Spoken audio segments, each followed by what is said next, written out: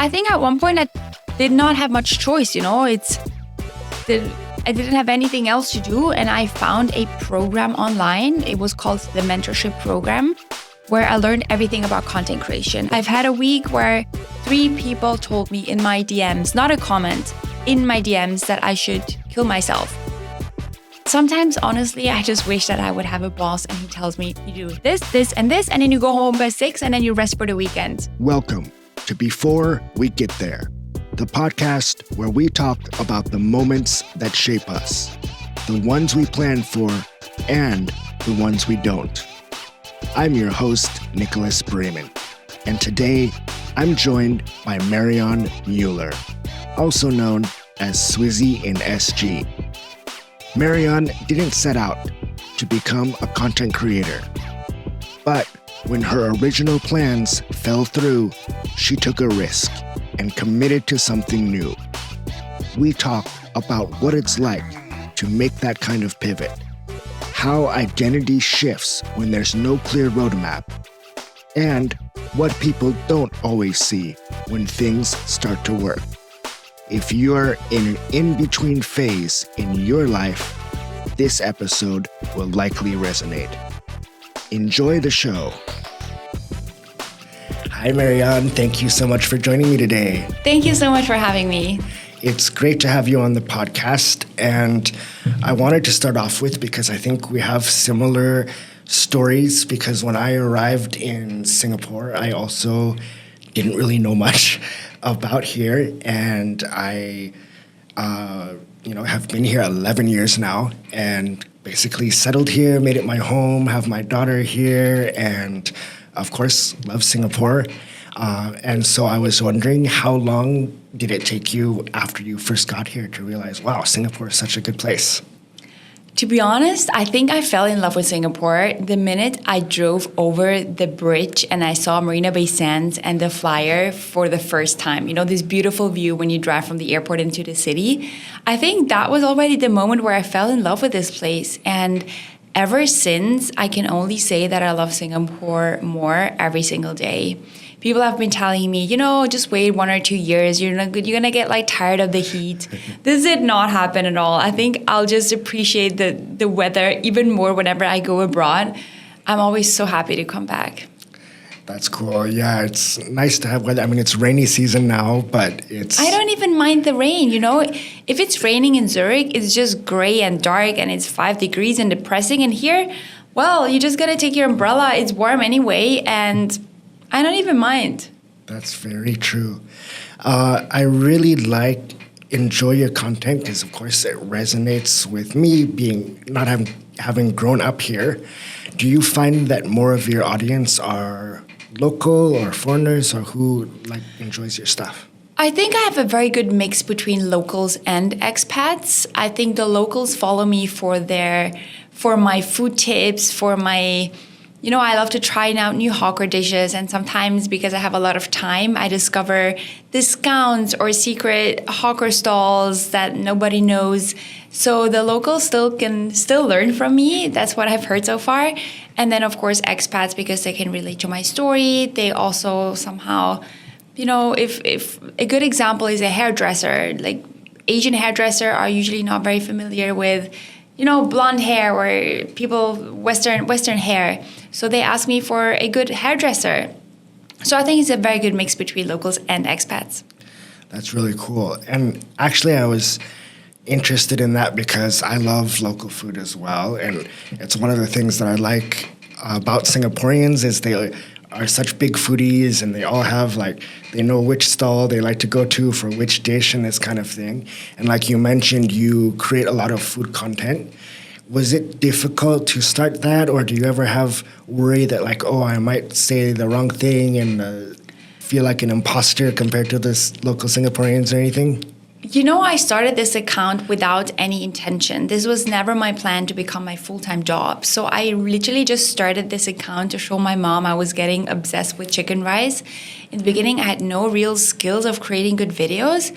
So there was no pressure for me. There was no pressure. I didn't have an audience or a clear goal in mind.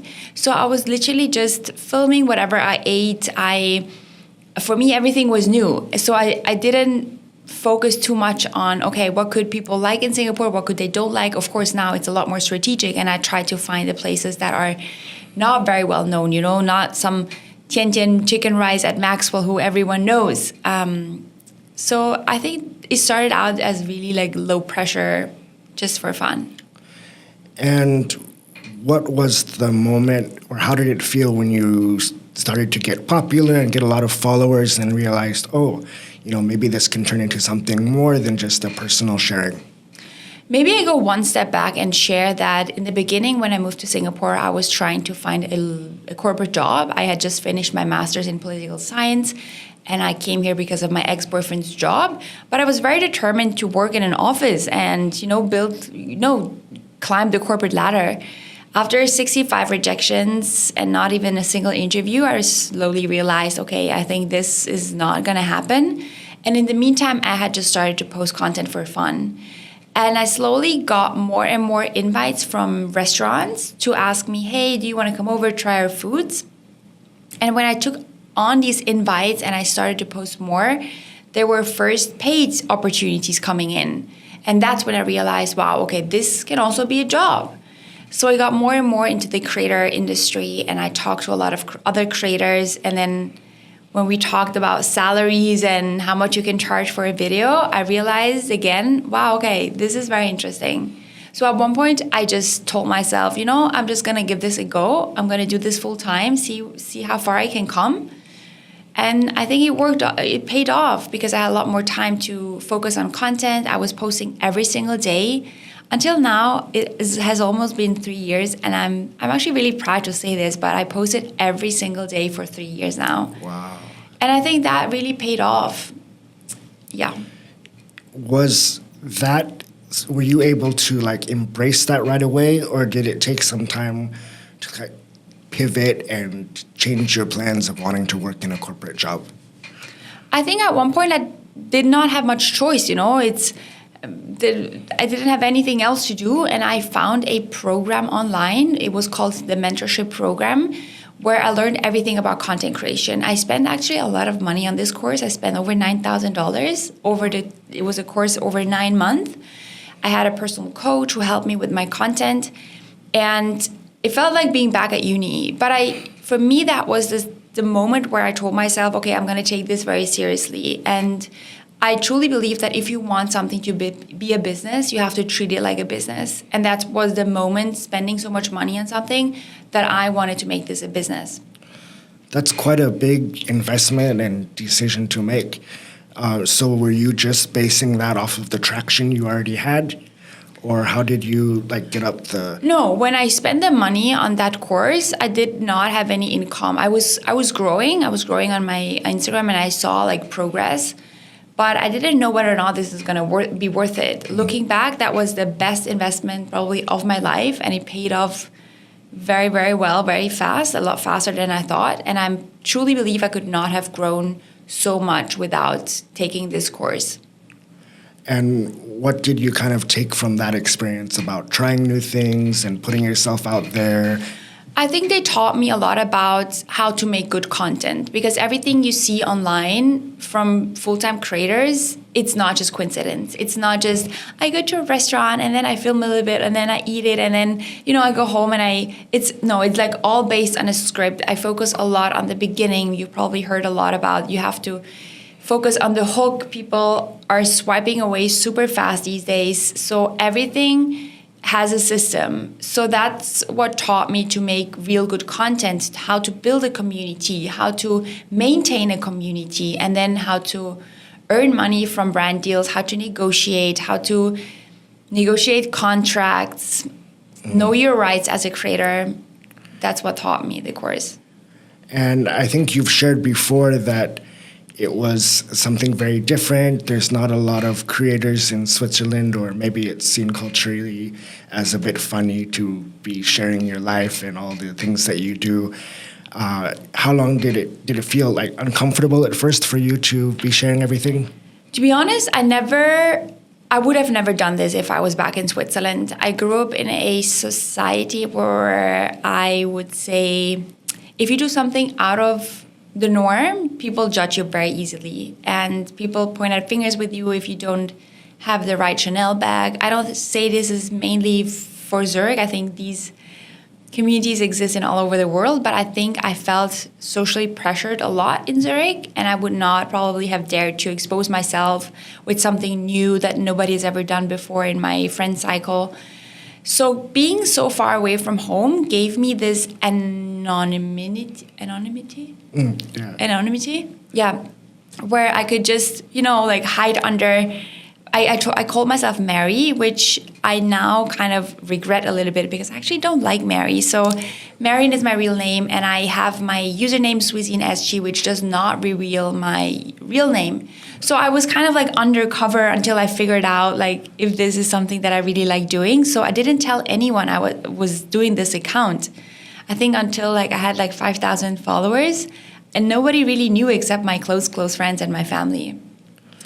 And was that when you got to 5,000 followers, was that the point you're like, okay, this is real, this is working, and you were happy to share with your friends back home, or was there still some hesitation there? I think that was the moment where I realized, okay, no, I want to do this. It's my passion. And it's also a realization of I don't actually care what people think about me. But that took me a while to realize, hey, and this is something I also want to teach people nowadays. If people judge you for what you do, it's only a reflection of their own unhappiness. And if you truly believe in something, and if you're passionate about something, you should not try not to care so much about what other people think, because you will never please everyone. There will always be people who do not like what you do. So you just, you got to do what you do anyway. Was there a specific experience, or how did you get to that point and learn that lesson?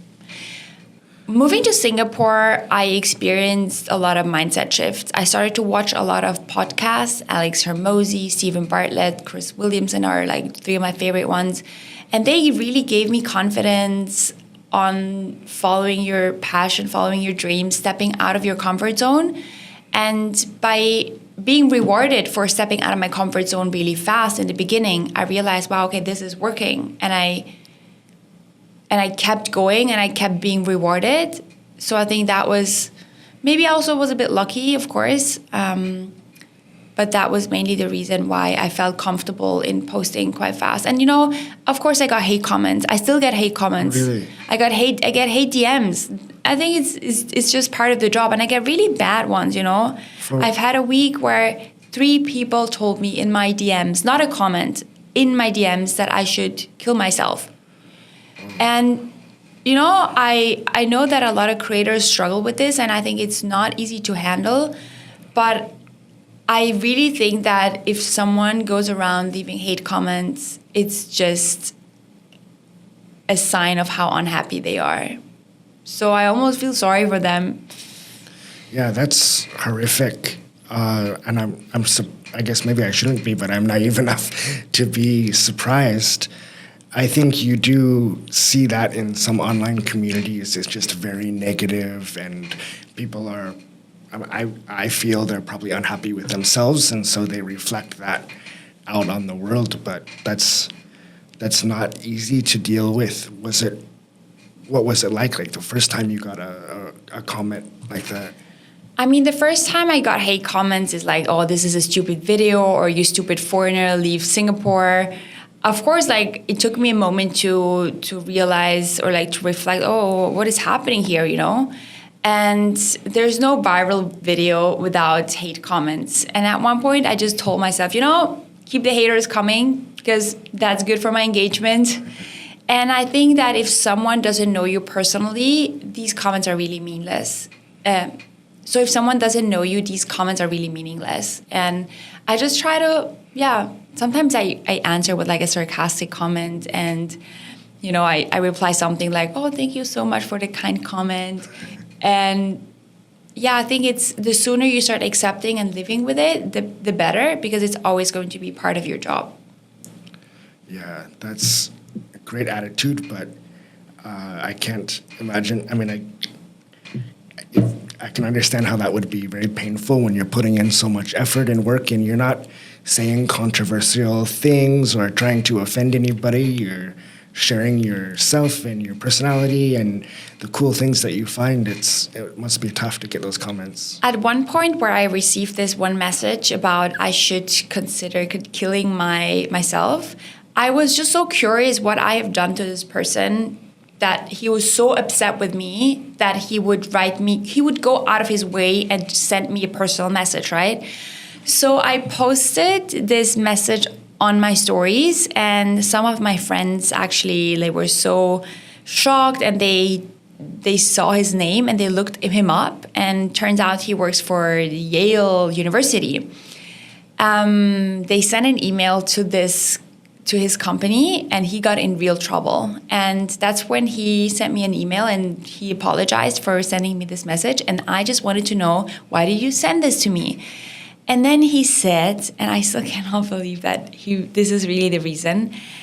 He said I was uploading a video a week before where I would go to FairPrice, and I pointed at the gardenia bread, the toast bread, and I just said, like, I really don't think this bread is nice. I don't like the bread. It's so soft. It's so soggy. And I come from Switzerland. They have amazing fresh bread, nice, crusty on the outside. And it's my opinion, I think the bread sucks. That's my opinion. And then he said, when I saw this video, I felt so personally offended because I grew up with this bread and you are offending my childhood. And, that really got me thinking, because I just thought, if the only thing I have to criticize about your country is the store-bought bread that is probably even produced in China somewhere, you should be freaking grateful. I think that's really not an issue. And the rest of my content is so all about how much I love Singapore and that is the best place in the world. And then I say I don't like the bread at the supermarket and you think I should kill myself? I think you got issues. So he got in real trouble. He was suspended from his work for 2 weeks. He had to see a psychiatrist. And I only shared this story online because I might be able to just, laugh about it, laugh it off a bit. But there are people that take these comments very seriously and that it affects their mental health. So people should never, ever say something like that online. Yeah, the bread, there's a place for that kind of bread. You're not saying that this represents Singapore or that this is the best culinary achievement of what they have to offer. That's really quite extraordinary. Did he respond back and did he apologize at all? Or yeah, he apologized. He said he was drunk while writing the text message and he was just so upset. And I said, well, okay. He asked me to take down exposing him on my stories. I took it down. Never heard from him again. I don't think we'll become friends. I hope he learned his lesson.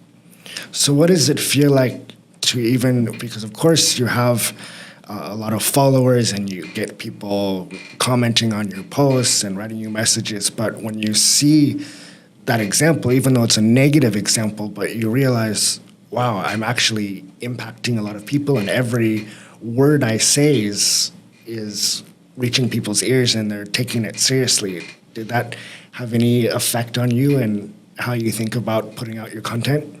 Yeah, the more I grow and the more people recognize me, the more I realize that people take what I say really seriously, of course, the more I feel responsible for my content. In the beginning, I was posting without thinking much. I was just posting, I was thinking nobody cares anyway. I don't know who's going to see this, right? And of course, now I feel responsible for my content and I know that it can have an impact. So I have the opinion and the mindset that I can say something negative. My account is not all roses and butterflies and I like everything because I think that's very unauthentic. I don't like creators where they say this restaurant is the best and this is always the best skincare and everything you do is always the best, I don't like that. I voice out if I don't like something and I share negative experiences and I share when I don't like something as long as this is truly my opinion. I never do it for simple clickbait or because then the negative comments will affect you. But I don't like the bread, and it's okay that I do not have the same opinion as everyone else. It's reality. Nobody will ever agree with everything. So as long as I'm truly standing behind what I post, I think I'm fine. Is it difficult to balance that authenticity sometimes with what will be popular, or with maybe what brands are asking you to do and that sort of thing? Of course, and I see this as the biggest challenge of being a full-time creator, the balance between taking on sponsored brand deals and creating organic content. Because the worst you can do as a creator is becoming a sales platform, and people will not like watching your content if you just want to sell everything all the time to them, right? But on the other hand, this is also my job. I need to somehow pay my bills. So whenever a brand reaches out and they offer me X amount of money for a product, I have to ask myself, is this worth the money? Do I truly believe in the product? And I would never promote something that I don't like or that is against my ethics. Like, for example, I don't promote alcohol because I don't drink, and I would never promote any cigarettes or because that's not something I personally consume. But let's say I'm promoting a vacuum cleaner. It's a useful tool, right? It's a good vacuum cleaner. I think I'm fine. It's probably not going to be the most exciting content for my audience, but I would rather take on this sponsorship, make a video about it, which is probably still helpful for a handful of people. And then the rest of the day or the rest of the week, I can post organic content. So that's going to be a win-win situation. Have there been offers or sponsorships that you turned down because it didn't align with the content you want to put out? Yeah, of course. Daily, actually. Like lingerie, I almost refuse all the time. A lot of fashion. I don't post much fashion content. I still try to stick to my niche, which is Singapore, activities, food. And I don't post a lot of skincare, for example. Skincare, beauty is just not in my niche. And they have good budgets, but I think it doesn't fit my niche. And I believe if I try to produce content for everyone, I'm not producing for anyone at all. So I do decline a lot of brand deals, actually. So speaking of niches, I was curious because you're known as giving a lot of advice about Singapore and talking about, as you mentioned, the kind of posts that you do. Do you ever feel constrained by, I need to be, making my focus on Singapore and maybe not sharing other types of content or other parts about yourself or that sort of thing? Yeah, I do sometimes, and there are a lot of videos that I would like to do and stuff like, I have so many interests. I love life. I love sharing about so many things. I do so many other things than people see online, and I would love to share about these. But this is my business. I have a content strategy. I have a plan for this account, and I think I got to stick to this, and it has been paying off, and it has been working well, and every time I see things, slowing down or views are getting lower or things are not going well anymore, I try to pivot. I try to try out new things. I always try new stuff and see how it performs. Because I think as a creator, if you don't evolve, if you don't change, if you don't adapt, then you're stuck and you're not moving with the crowd, if you're not moving with time. So I once in a while always try out new things. But I do have my content strategy, and as long as it works, I'm going to stick to it. Do you ever get tired of being in creator mode or in performer mode and having to think all the time about, I'm sure you have a content calendar planned out far ahead, but maybe, would this be a good piece of content? Or, I just want to relax and not think about social media and not think about this kind of thing for a while. I have so much to share about this topic, and I love talking about it because I think if I compare myself to other creators, I genuinely enjoy what I do every single day. And I'm actually surprised that after 3 days, I am so excited to post a video every single day. Like sometimes I wish I could post twice a day because I have so many ideas. And when people ask me, how do you come up with all these ideas? You never run out. This is my smallest problem. I have so many ideas. My list and my notes is I could make videos for the next probably like 3 years with only the ideas I have written down. So I'm very fortunate that this truly is my passion. And I've never felt burned out so far. I've never felt tired. But then, of course, you know, you have to, this is something I rarely talk about, but it's also part of the job. And it's the truth is, sometimes I just wish someone to tell me what to do. I do this alone every single day. And every decision has to be made by me. And I also have to face the consequences if I choose or if I do the wrong thing. And I enjoy my freedom of doing every day what I want. And I can wake up at 1 p.m. I can fly to the Maldives tomorrow if I want to, but I also don't earn any money. And sometimes, honestly, I just wish that I would have a boss and he tells me, you do this, this, and this, and then you go home by 6 and then you rest for the weekend. I do have days where I feel like this. But probably after 2 hours, I would already feel bored and be annoyed for working for someone else because this truly is my passion. But yeah, I think I have so many hats to wear, which I think is very exciting. And this is a big, big part why this is my dream job. But sometimes, yeah, I just wish someone would tell me what to do. And so how do you get through those moments? Do they just pass after a while, or do you maybe shift direction, like you mentioned, trying something new that gives you a bit of variety? I think this is all about mindset. If I have days where I feel, don't feel like doing this, and I just tell myself, Marion, this is a job. And for every single job, there are certain tasks that are just less exciting. You know, I answer every single comment I get, every single one, every single DM, every single email within 24 hours. Wow. And if it's 11 p.m. and I have not answered all my comments, you know, yeah, I would rather just watch Netflix. But no, this is part of my job and I committed to this and I want to be the best version for my audience. So I just got to sit down and say, okay, you know, someone else had to do shitty accounting work today as well. So I just gonna, I'm not saying this is, I genuinely like engaging with my comments. Right. But as mentioned, it's not the same excitement every single day. So I just tell myself it's part of the job. And I think that helps me a lot. Mm.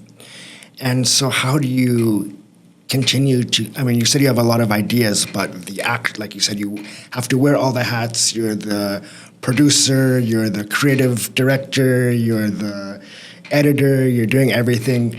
How do you keep things so that they don't, you know, drag you down and it just looks like a mountain of work? And like you said, there's monetary pressure because if you don't do things, you're not earning your income. It seems like a lot of burden, or like even as you mentioned, 11 o'clock at night and there's still things to do. I think it's like that for a lot of entrepreneurs, right? That you're the boss of everything, so you always feel responsible. I think for me, it would be very difficult to like turn off. I don't know if I would be able to relax, which is why I enjoy working my corporate job and having that freedom to turn off when it's not work time. How do you mentally prepare yourself and force yourself to take a break when you need it, take care of your mental health and that side of things? 2 years ago, there was a few months where I realized, okay, I need to change something because I did feel very stressed out about content. Everywhere I went, everywhere I traveled, I felt so pressured in filming everything. Like, this cafe is nice, I could make a content. Or I was traveling in Bangkok and Thailand, oh my God, this is nice, I have to film everything. And I felt so stressed out about all the content that I could possibly produce. And I realized at one point I had coffee with a friend and my mind was just, should I film this? Oh, this looks nice coffee. Or should I drink this first? And oh, what's in here? I could barely focus on the conversation. And I realized, no, this has to stop. Like, this is not healthy. And if I continue like this, I'm going to burn out. And I had a long talk with my mom and she helped me a lot to take a step back and see this as a job again. And what I did from then on, and that helped me so much until today, is I tell myself when it is work and when it is free time. So if I have coffee with a friend, I leave my bag in my phone and I don't need to record that coffee because I'm not going to make a video about it because it's probably not in my content calendar. If I want to make a video about this cafe, I come back basically in work time for work time. And when I travel, my strategy is always to have maybe 2 videos in my head in advance. Let's say 5 things about Bangkok you need to know. I make the script in advance and I know exactly what visuals I want for the video. So I go and I take my visuals. I know I want one from the BTS, one from the river, one from a temple. And I film these very actively. And once I have the shots for my video, I'm done. I leave my bag in the phone. I leave my phone in the bag and I can just enjoy. And that was super relaxing and helped me a lot. So you've mentioned a couple times, of course, you're very passionate about sharing and you love that you're able to be a creator and make it your profession, and how you run it as a business. What are because there's the business side of things, but what is the personal fulfillment or the emotional fulfillment? Is it people commenting that, oh, thank you for this video, I really enjoyed it, or what are the parts about it that... Yeah, definitely the community. I mean, I should talk about this more, definitely. I receive daily messages from people, messages like this, sharing how much I've helped them with their relocation to Singapore, how much my videos encourage them, how they've discovered something new because of my account. And that is the biggest reward. I tell myself if I can help a single person with my video, I think I already achieved my goal. So I think that's what keeps me going the most. And back, just a quick note to the hate comments. It's so sad that I receive so many nice comments every day, and the only bad one, that's what sticks with you. And that's why I just tell myself every time I see a bad comment, hey, there's one bad one, but there's 120 very, very positive ones. So yeah, the community is definitely what keeps me going. And then, of course, I mean, this is really my dream job because I get paid for stuff that I would usually pay myself. Is it bungee jumping? Like I had a campaign with Sentosa where I got to try bungee jumping, the sky helix, and the giant swing. I made a video about it and they paid me. And that is something I would have spent money from my own pocket to experience these things. So when I receive, a cake to try, or I get invited to a restaurant to review and it's good food and I can call this as my job, I feel so incredibly grateful. And I can wake up every single day looking forward to the day. I mean, today I woke up, I went to a gym class, which is in a collaboration with the studio. I can come here, I can exchange, I meet new inspiring people. I have a dinner event later, which is an invite from a brand. And every single day is filled with so many gifts and so many interesting things. And I think I've achieved my life goal in being able to wake up every day looking forward to the day. And I wish this to every single person out there. That's awesome. So if you were going back to talk to yourself during that time when you first got here and you were applying to the jobs and you weren't getting any callbacks and things were looking hopeless, what would you want to tell yourself? Okay, I mean, now I've just talked about how great everything is, right? My life is a roller coaster. And, at some point, I'm also sometimes very exhausted about my own life because the negative parts I'm not always sharing online, but there has been a lot of ups and downs and a lot of tears and a lot of moments where I thought, what am I even doing here? I'm here all by myself. I don't know if I can do it. Maybe I just want to go home. So, what was the question? What would you tell yourself? Oh, what would I tell myself? Okay, yeah. And I'm a very emotional person, and I think a lot, and I analyze a lot, and I worry a lot. And I think I would tell myself to not worry so much because I truly believe that, first of all, everything happens for a reason. And second of all, everything is going to be okay in the end. And if it's not okay, it's just not the end. And I'm just going to keep going until things turn for the better or get better. And I worried so much in the past about things that I now look back and I'd be like, this was happening for a reason. Now look at how this turned out. So I would tell myself not to worry so much. I love that. That's a great message.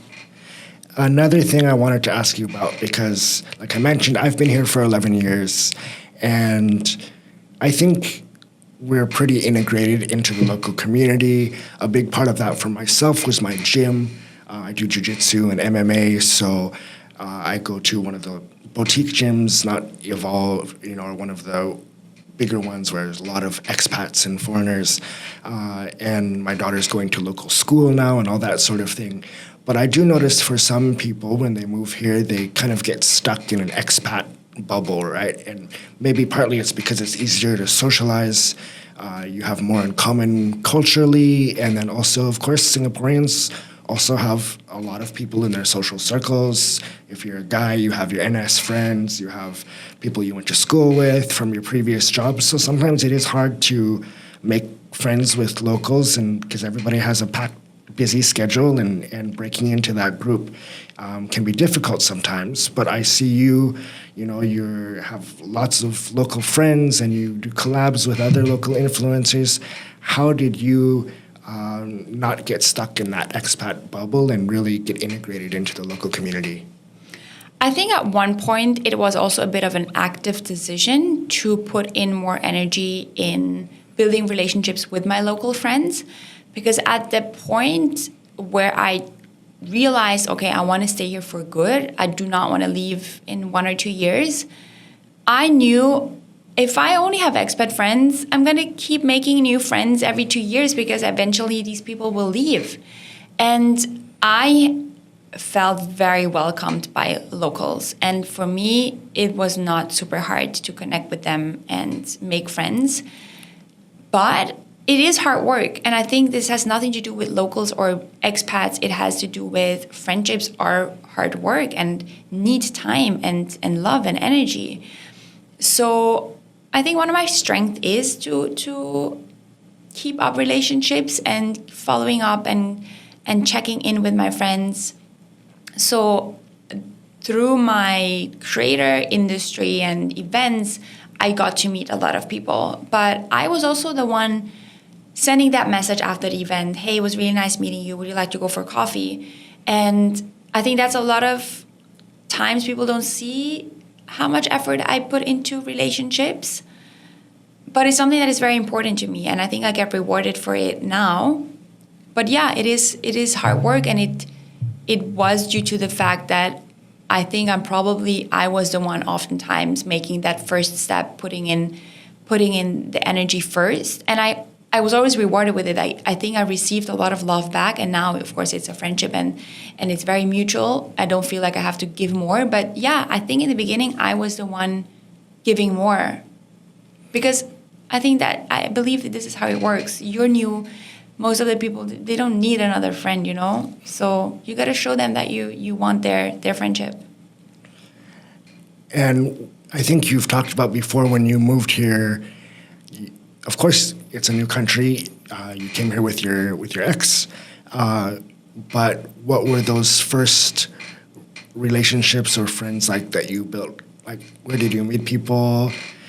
It's actually a nice story. My very, very first friend I met at a Pilates studio, and it was, I think, the second day or the third day I got here. I went to a Pilates class. It was raining. I had an umbrella. She did not. And I asked her, hey, the bus stop is just there. You want to come under my umbrella? It was actually the beginning of a beautiful love story. But we started to talk, and I told her I just moved here. And then she invited me to her birthday party the next day. And that is something I will never forget because that was the moment where I got to meet all of her friends. And I had one point of connection after that. I think you need that one starting point.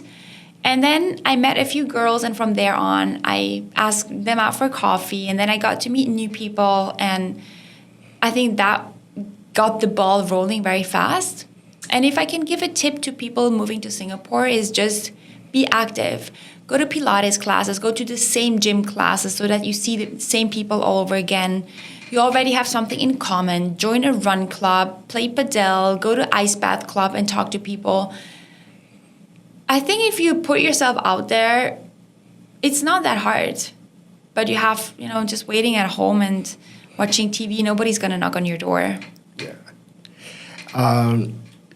So one other question I have is I see that you're doing coaching now and you're doing speaking, and you shared about how you're building your craft and your skills at speaking. What is it that's driving you to continue to learn new skills and to want to continue to do other things and not just be focusing on your content? Again, I think if you are self-employed these days, you constantly have to have an open mindset and take new opportunities, learn more. I think otherwise you will get stuck very easily. And I am lucky that I'm so curious about life. There are so many other things I would love to learn more about, so it's not very difficult for me. And I would love to get more into speaking also because I would love to encourage people with my story. And I still see a lot of unhappy people stuck in their corporate jobs, and being so happy with what I do, it took a lot of comfort and courage. It took a lot of courage to get there and a lot of resilience to deal with the setbacks. But I know that if I can do it, everyone else can do it. And I'm so grateful for the reward I get for stepping out of my comfort zone. So I would love to give this message away and encourage other people to do the same. And, with coaching is, again, I received so many messages about how did you manage to grow so fast? Like, I also want to make content. I would love to learn from posting online. How can I do so? And I learned so much in the last 2 to 3 years. So I'm happy to share that knowledge and help people to follow their dreams. I think that's really key, and I think it's important more broadly as a society and how social media and everything is working today.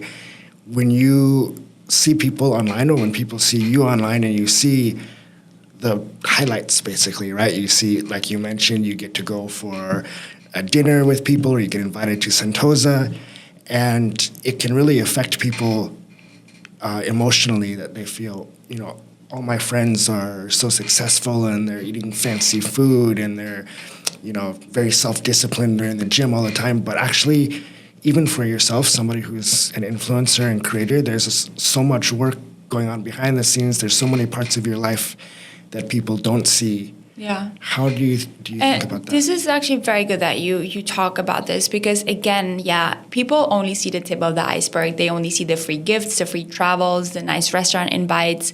They don't see me at 3 a.m. in the morning trying to figure out my taxes and how to set up a business and how to deal with this contract and writing my scripts, and they don't see that, right? And I want to, every time someone comes up to me and says, I also want to do what you do, I want to become a creator, the first thing I ask them is, why do you want to become a content creator? Do you want to just become famous? Do you want to get free stuff? Or do you genuinely enjoy making content? Because at the end of the day, most of my work is ideation, scripting, filming, and editing, and voiceover. So I do love editing my videos every day. And if you do not like making videos, this is nothing for you, because this is a marathon. This is not a sprint. And before you can actually think of even earning something, I tell them, are you willing to post 5 or 6 times a week for a year without earning a single dollar? And I think a lot of times people are then really thinking, and they ask themselves, they think it's like a way of earning a lot of money very fast. But again, this is a marathon. This is not a sprint. For sure. And you only see the good parts. So I'm really interested, you mentioned about your creative side. Did you have that part of you before you started creating content? Have you always been a very creative person? I've always been a very curious person. I've grown up being a competitive figure skater for 10 years back in Switzerland. So I love being active. I love trying new things. Being a figure skater, going on ice and training 7 times a week for such a long period of my life had taught me a lot of resilience, discipline, and it was the best life school I've ever gotten. My mom was very creative. My mom taught me how to use my hands. She did pottery with me. I used to do a lot of pottery back in Switzerland. Sometimes I post about this as well. here in Singapore, I just don't have the opportunity to do it anymore. I love using my hands. I love using my body. So I think I've always been someone that had a lot of energy to come up with something intrinsic. And I loved having the freedom of following my ideas and what I would love to do. That's awesome. So one last question that I always like to ask all of my guests is, if I sit down again with you in 5 years and we have a cup of coffee and we're talking about what's happened from now until then, what would you like to be able to tell me that would make you feel good? That's a very good question. I would like to be sitting here, still having Singapore as my home, and still being able to say, I wake up every single day and I'm happy with what's awaiting me for the day. I love my job. I have a strong support system and close relationships. That's, I think, my main goal. When it comes to actually what type of work, I'm so happy with creating content, and I think as long as I can make this my job, I'm super, super happy and grateful.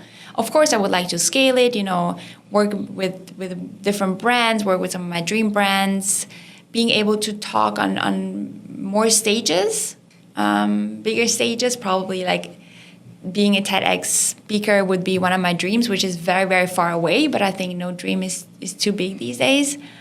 But yeah, in 5 years, I would love to be still able to call Singapore my home. I'm applying for PRs, so fingers crossed.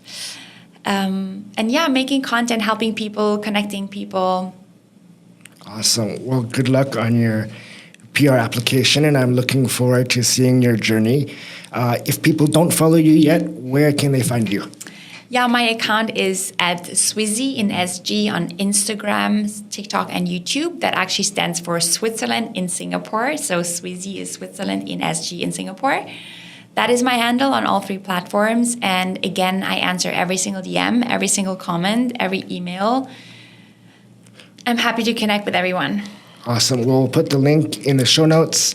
Thank you again so much for joining me. It was great to talk to you. Thank you so much for having me. Thank you. Bye, everyone. Bye. Thank you for listening to Before We Get There with your host, Nicholas Beman.